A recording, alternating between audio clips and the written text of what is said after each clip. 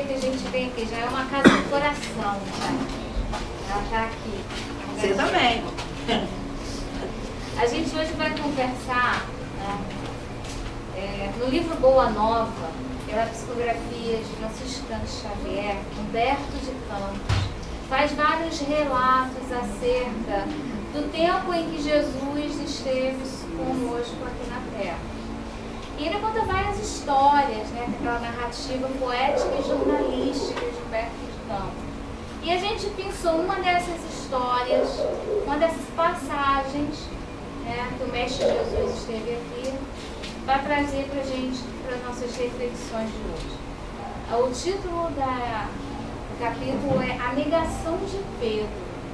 Todo mundo sabe que o grande apóstolo Pedro negou o Cristo 3 vezes. Né? E a gente vai tentar entender um pouco do que Humberto de Campos traz para a gente e o que isso pode ser importante para a gente hoje.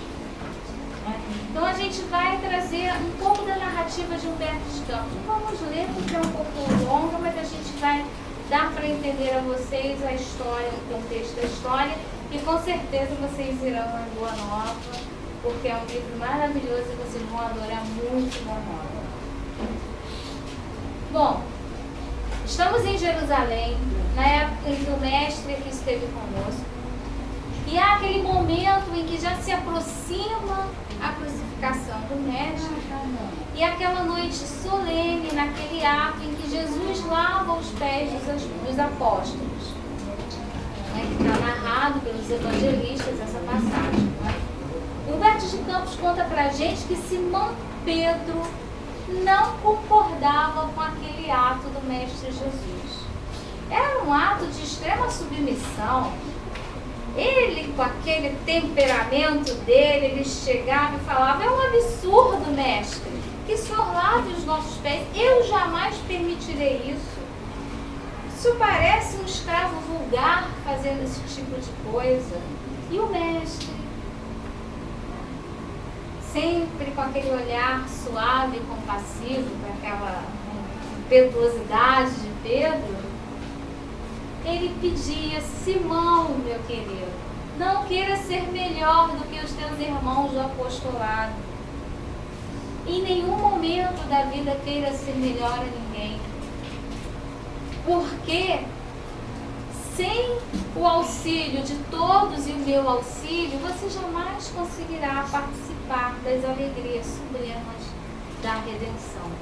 Então, ele já começa dando um convite para Pedro refletir sobre aquilo. Ele se aquietou um pouco. O velho pescador se aquietou um pouco, tudo bem, vou aceitar. Calou a voz da sua generosidade, quase infantil. Era uma pessoa rude, mas muito generosa. Muito generosa. Tomou o seu lugar à mesa, o mestre, e meditava gravemente. Logo após, dando a entender, né, que todos os acontecimentos futuros que estavam por vir, ele chega para os seus apóstolos e diz: aproxima-se a hora do meu derradeiro testemunho. Sei por antecipação que todos vós estareis dispersados nesse instante supremo. É natural, porque todos não estão preparados somente para aprender, não para testemunhar. Antes, porém, que eu parta, disse o Mestre aos seus apóstolos, quero deixar um novo mandamento para vocês. E ele fala para os apóstolos: os de amar-vos uns aos outros como eu vos tenho amado.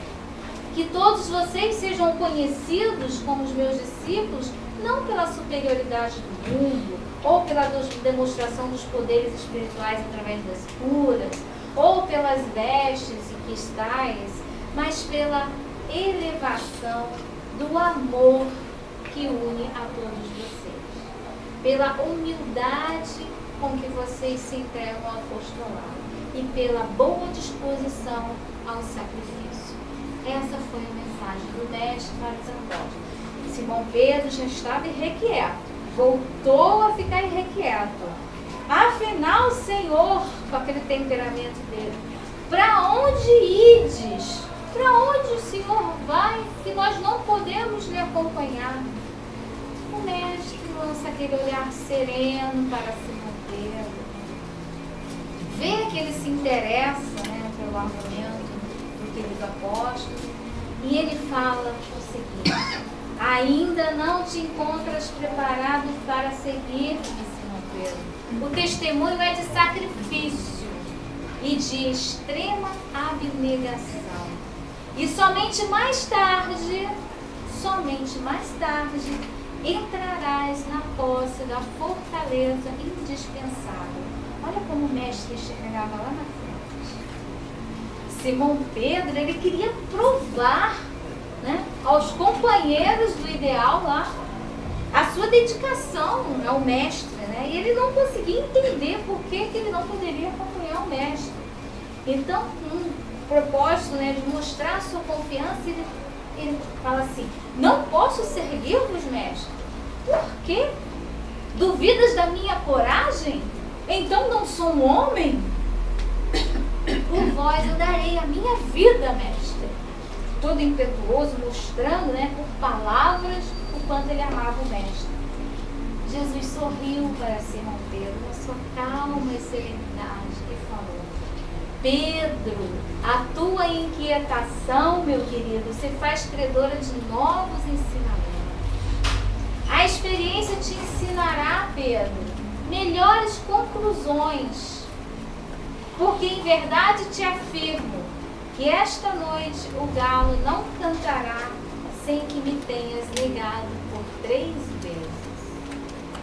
A afirmação de Pedro escutou isso. Ofendido, né, nas palavras, ele fala: julga-nos então, Senhor, um espírito mau e endurecido a este ponto. E Jesus estava proposto: não, Pedro, em momento algum te acho mal. Não te suponhas nem ingrato nem indiferente às minhas mensagens, mas vai aprender ainda hoje que o homem do mundo é mais frágil do que perverso. Encerrou-se nesse momento. Os apóstolos se retiraram, foram todos descansar. Pedro não quis acreditar muito no que o mestre falou, ele achou aquilo meio absurdo. Mas verificou-se a prisão de Jesus. Nesse momento, todos nós conhecemos. E para demonstrar, né, que ele realmente estava ali a contribuir pela defesa do mestre, ele ataca um dos guardas à espada. E Jesus dá sérias advertências a Pedro: Pedro, embainha a tua espada. Quem pela espada fere, pela espada perecerá. E Pedro novamente se cala e não consegue entender ainda o alcance da mensagem do ensinamento do Cristo. Jesus é preso. Os apóstolos realmente ficam dispersos, eles fogem com medo das represálias do templo, porque as sanções da lei de Jerusalém naquela época, do Sinédrio, eram muito pesadas para quem incorresse contra elas. Então eles ficaram assustados realmente, então eles debandaram. Pedro e João, no entanto, permaneceram nas cercanias de Jerusalém, observando os emissários do templo para saber o que poderiam fazer para auxiliar o mestre. Então, de longe, eles acompanharam a condução do mestre, mas ainda estavam um pouco receosos. Eles queriam ajudar o mestre, queriam tirar ele daquela situação, mas como fazer? O que poderiam fazer? Eles compreendiam o perigo e as ameaças que estavam passando. A noite caía sobre a cidade e o frio intenso começava. Os 2 discípulos observaram os servos chegando à residência de Caifás, onde Cristo foi conduzido a uma cela cujas grades davam para um pátio externo. Vamos lembrar que era época de festividades em Jerusalém. Jerusalém estava lotada por causa da Páscoa judaica. Então havia muitas pessoas na cidade que passavam as noites em festividades. Então o pátio estava lotado de pessoas. O prisioneiro estava lá sob zombaria, sob impropérios, uma situação muito, muito triste, né? Mas era um alvoroço festivo, as pessoas estavam festejando a Páscoa, né? Muitas pessoas estavam lá.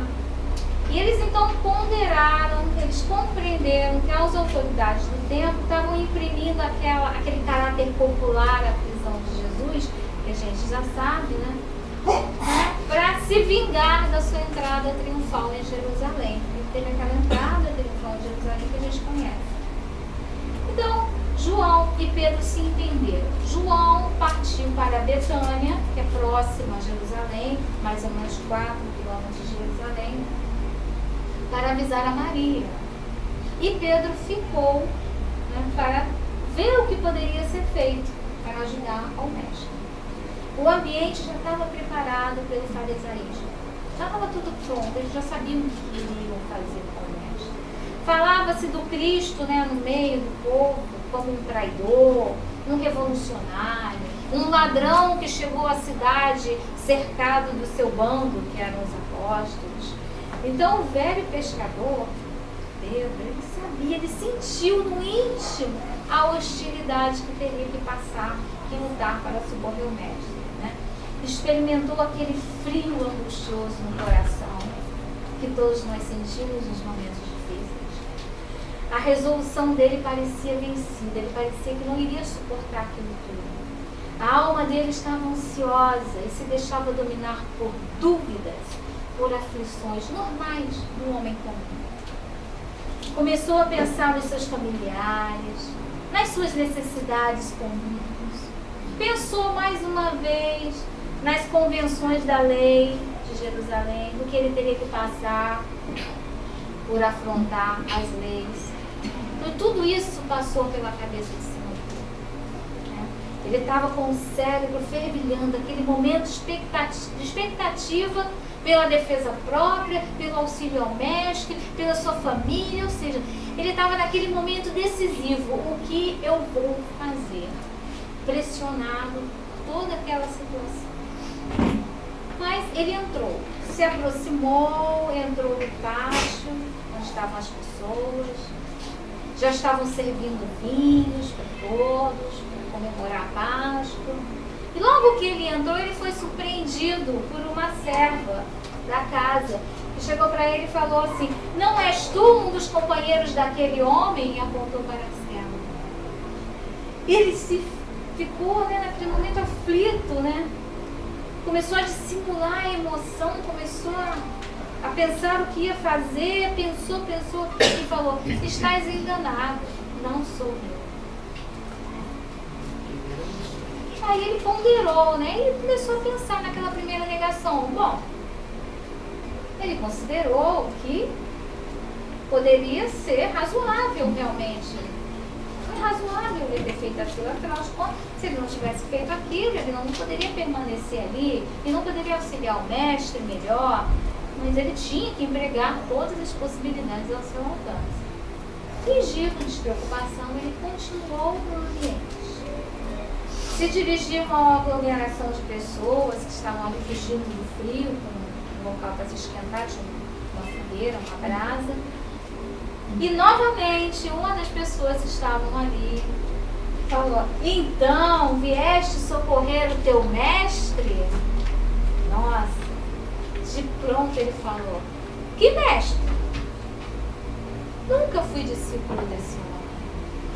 Mas o coração dele já estava naquela briga íntima, naquela batalha íntima de homem e mulher. Todo o grupo se sentiu à vontade com essa explicação e voltaram a falar. Mas ele estava com o coração se duelando com a sua consciência. Aquele duelo do coração e da consciência. Aquele desespero íntimo para saber que ele estava sendo chamado ao testemunho, mas não estava conseguindo. Exatamente como o mestre falou. A noite ia adiantar. Era alta madrugada. Mais vinho foi servido para a população festejar. E aí, um deles, alguns dos servidores da casa de Caifás, chegou e falou assim: é bem este discípulo que nos atacou a espada entre as árvores do horto. Ele reconheceu Pedro. Simão se ergueu pálido naquele momento e protestou: estás enganados, meu amigo. não vê que isso não seria possível? Logo que ele pronunciou a sua derradeira negativa, os galos da vizinhança cantaram em vozes altas e estridentes, anunciando a madrugada. Pedro recordou as palavras do mestre naquele momento, mas foi rápido. Ele recordou as palavras do mestre. Sentiu-se perturbado por infinita angústia. Levantou-se, tonto, procurando se localizar, e divisou o mestre, e o olhar dele se trocava. Imagina nesse momento o desespero íntimo de Pedro. Ele viu o semblante sereno de Jesus, os dois olhares se encontraram. Mas ele estava com um remorso muito grande no coração. Ele se retirou envergonhado de si mesmo. Correu para os portões da cidade. Saindo da cidade, ficou em um local externo da cidade e chorou. Mas chorou amargamente, porque ele viu que realmente o mestre estava com ele. Ele sempre foi aquele homem ríspido, começou a pensar, eu que sempre fui esse homem ríspido, que condenava os transviados da verdade do bem, eu que nunca consegui perdoar as mulheres mais infelizes, que sempre tinha uma palavra de correção para todos, ele se havia ali, se viu como uma criança, abatido pela sua própria falta. Começou a entender então a razão de certas experiências dolorosas dos irmãos do caminho. O espírito dele começava a se desabrochar para uma nova consideração em relação aos infortunados da vida. Ele desejava se ajoelhar perante o mestre e suplicar-lhe perdão pela sua queda dolorosa. Nesse momento, o pranto toma conta de Pedro, ele já não consegue mais raciocinar. O véu de lágrimas ele escurece a sua visão e ele experimentou com a visão nesse momento calorosa e generosa. Ele figurou que o mestre vinha em sua direção, em espírito, na solidão daquele momento, na noite, na alma madrugada, trazendo nos lábios aquele mesmo sorriso sereno de sempre. Ante aquela emoção de ver o mestre, Pedro se ajoelhou e murmurou, Senhor, perdoai-me. Mas nesse momento ele já não viu mais nada mais viu. Seus pensamentos estavam muito angustiados naquele momento.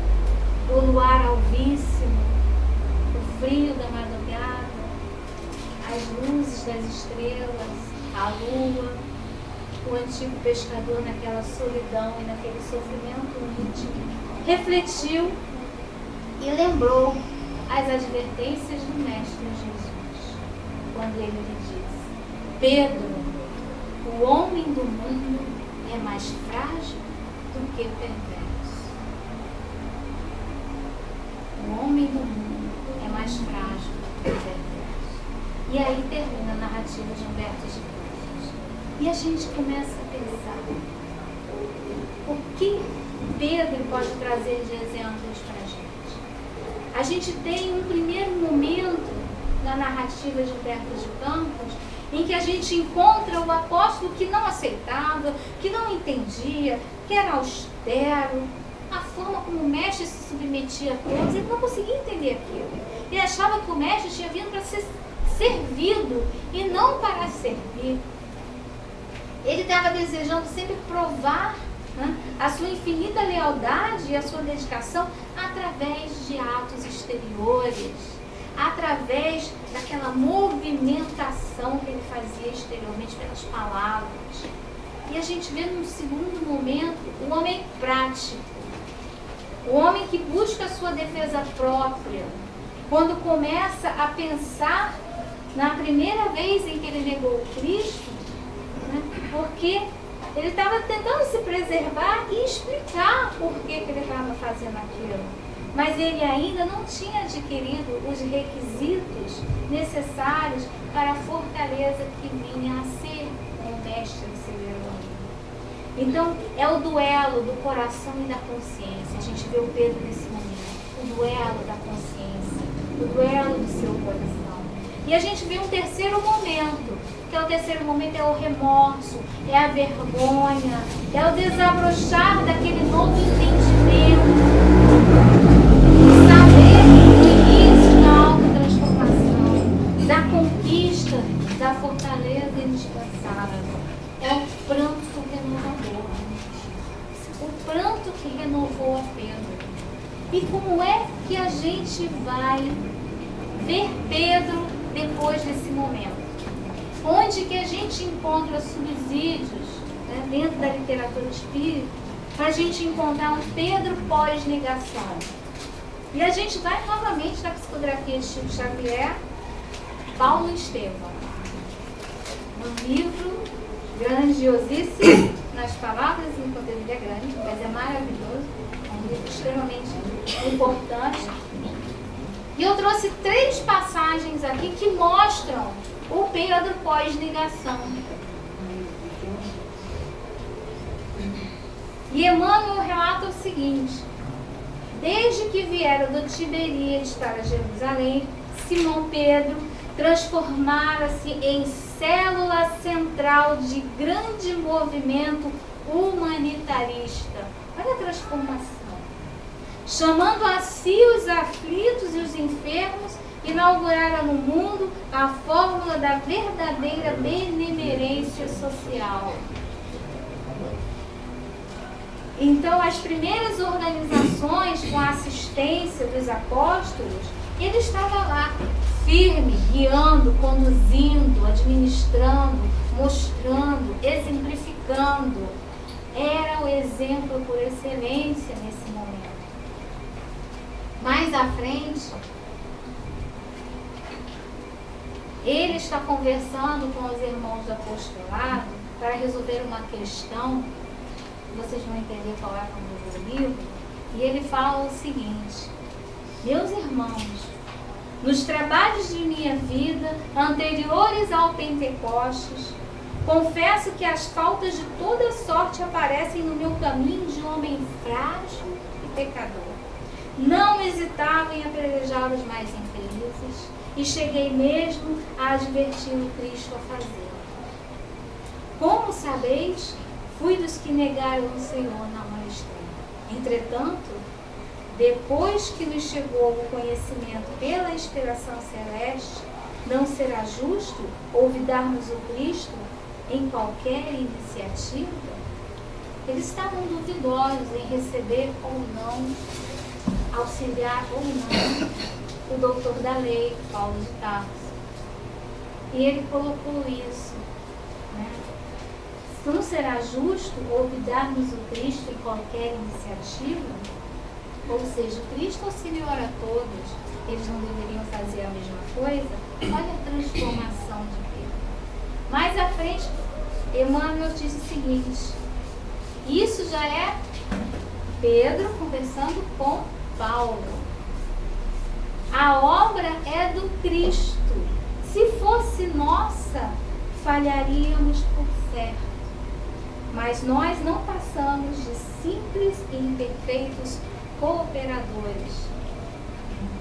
Pedro parecia para Paulo naquele momento muito maior.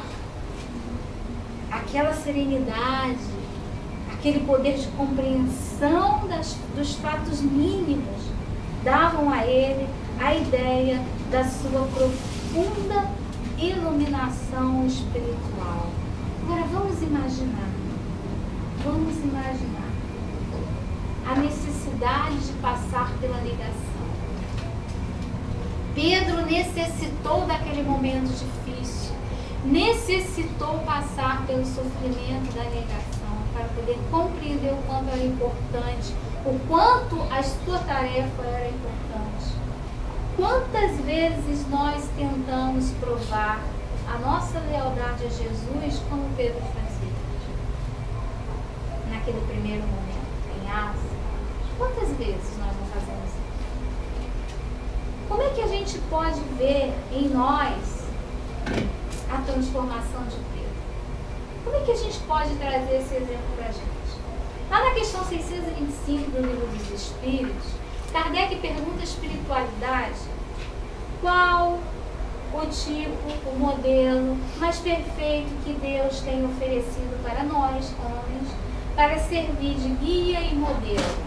É a resposta menor, mais curtinha que existe no Livro dos Espíritos. Vocês sabem? Podem falar. É Jesus. É o nosso modelo, é o nosso guia, é o nosso maior exemplo. Mas quantas vezes nós nos negamos a tomá-lo como exemplo, como guia e modelo? Quantas vezes? Muito mais de 3. Quantas vezes nós negamos a aceitar o Cristo como nosso modelo, como guia, né, como exemplo para a nossa transformação espiritual? Porque quando a dor e o sofrimento visita a cada um de nós, né, nós estamos distanciados do caminho, nós estamos negando a nossa paternidade divina, nós estamos negando a Jesus. Nós sentimos angústia, nós nos desesperamos, como Pedro também se angustiou, como Pedro também se desesperou. E nos sentimos envergonhados. Quantas vezes erramos e nos envergonhamos do nosso erro. Mas, no entanto, choramos? Choramos. Derramamos um pranto como Pedro derramou? Derramamos. Mas vamos ficar só chorando, sentados, desesperados? Ou vamos agir como Pedro agiu? Vamos nos renovar pelas lágrimas, pela dor e pelo sofrimento? Ou vamos continuar reclamando que Deus nada faz por nós? Ou vamos continuar negando a Jesus como nosso guia e modelo? Esse grande exemplo que Pedro traz para a gente é que faz com que a gente reflita. Temos muito a mudar? Temos muito, mas muito a mudar. Não vamos nos enganar, ainda temos muito a transformar no nosso íntimo. Mas o importante é que a gente saiba e comecemos já. Não importa que seja uma poeirinha, mas nós já começamos a limpar a nossa alma. Começamos a nos limpar de poeirinha em poeirinha, de grão em grão. Nós vamos conquistar a luz que Jesus falava: sois deuses, deixai brilhar a vossa luz. Assim como Pedro permitiu que essa limpeza fosse feita em seu espírito, para que ele pudesse resplandecer a luz e ser a pedra fundamental do Evangelho de Jesus Cristo.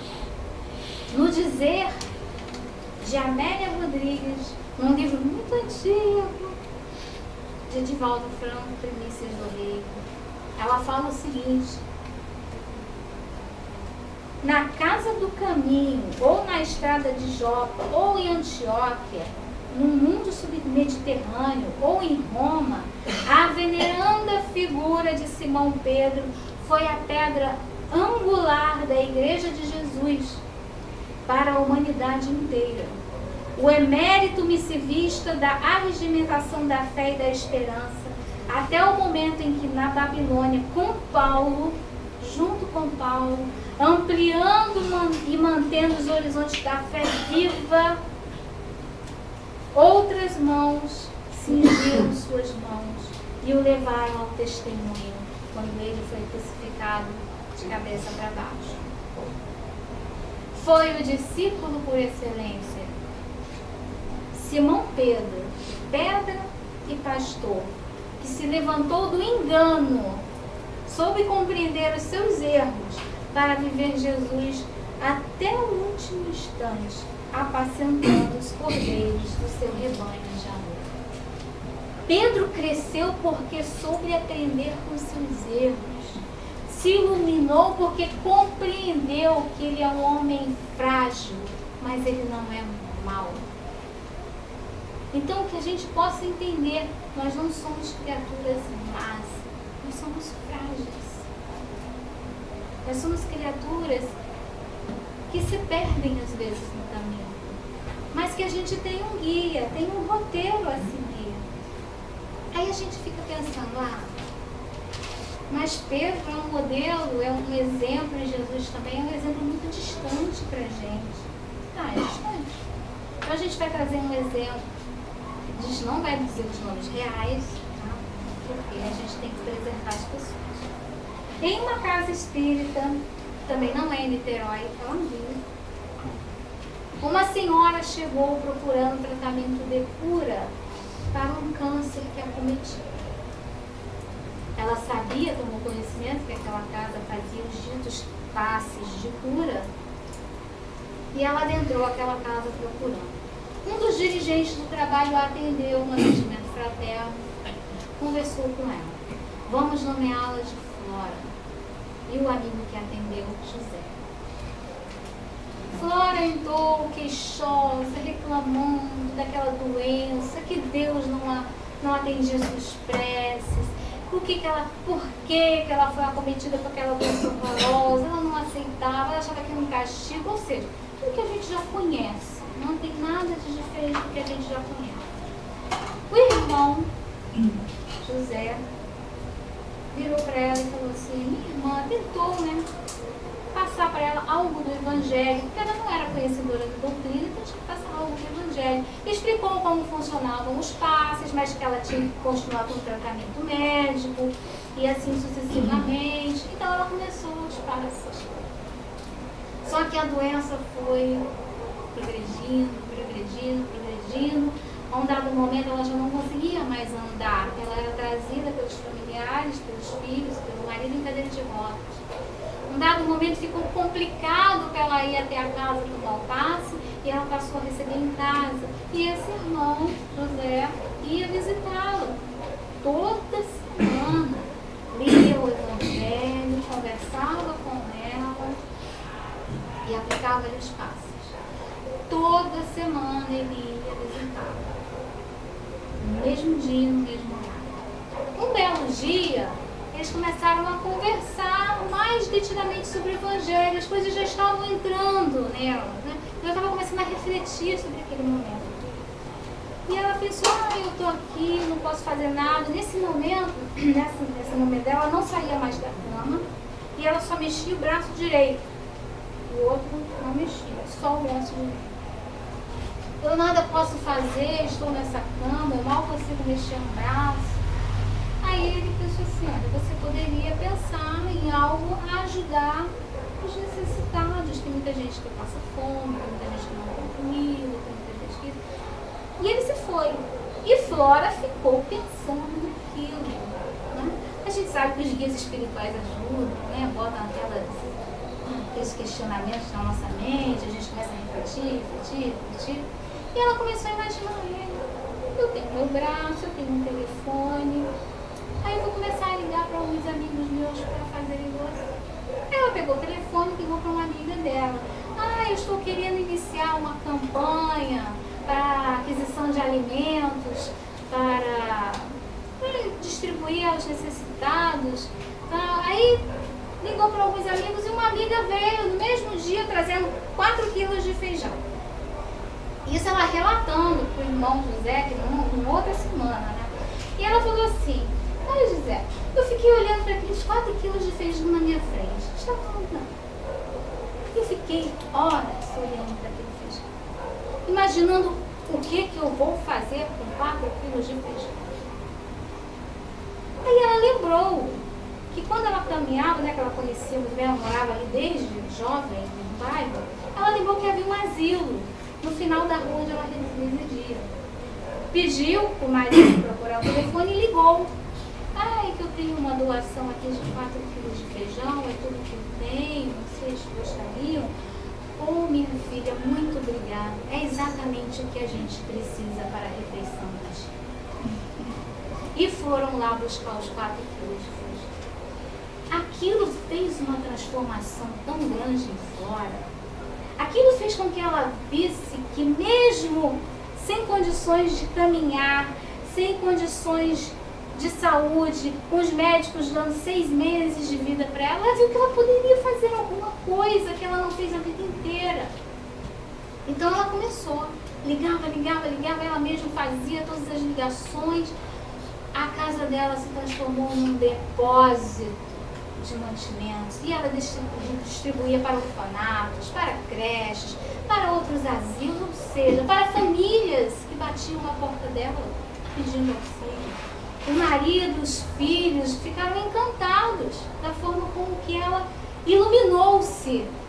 Não era mais aquela Flora que reclamava da doença, era uma doente iluminada, era o espírito que ali estava se transformando pela renovação necessária. E Flora foi assim, de 6 meses, ela durou mais 4 anos. 4 anos nesse trabalho magnífico.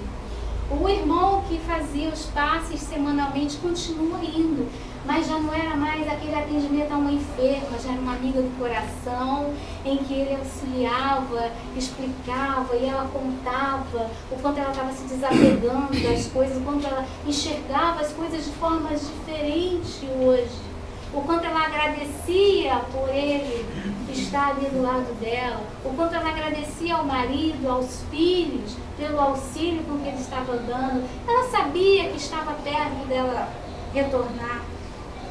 E ela já tinha falado para o companheiro, não se preocupe se você arrumar uma nova companheira, a vida continua.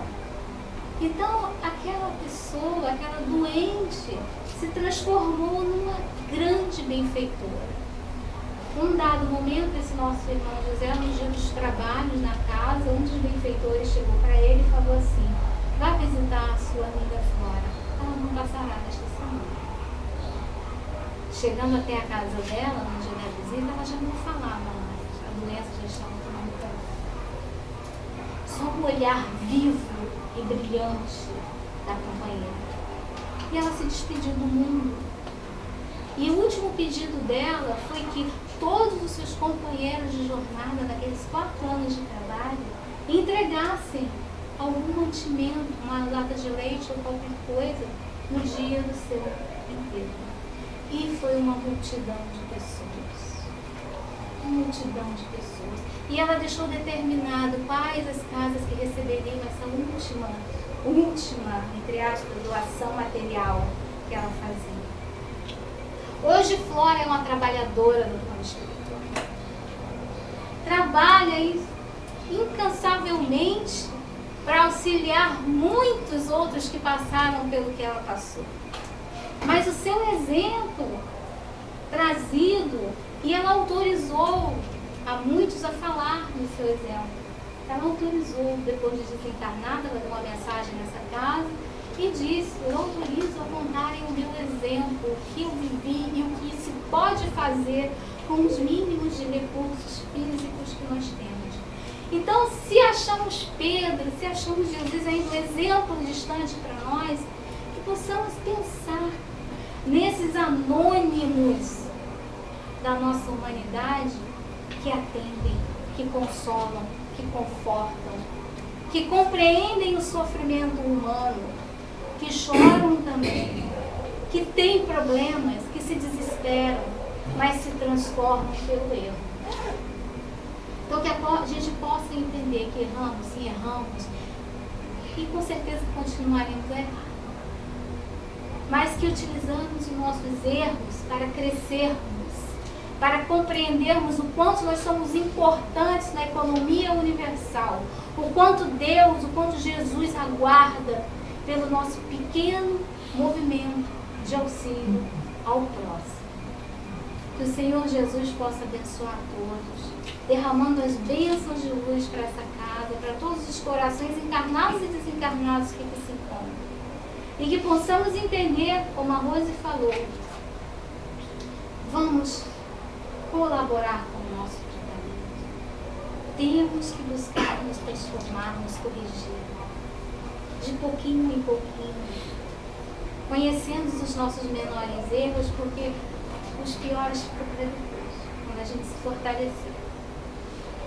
Porque todos nós estamos no caminho, nos compreendermos e compreender ao próximo, ter a caridade da compreensão, é muito importante para conosco e para com os nossos irmãos, que estamos todos no mesmo caminho, que nos levam ao Pai. Muito obrigada.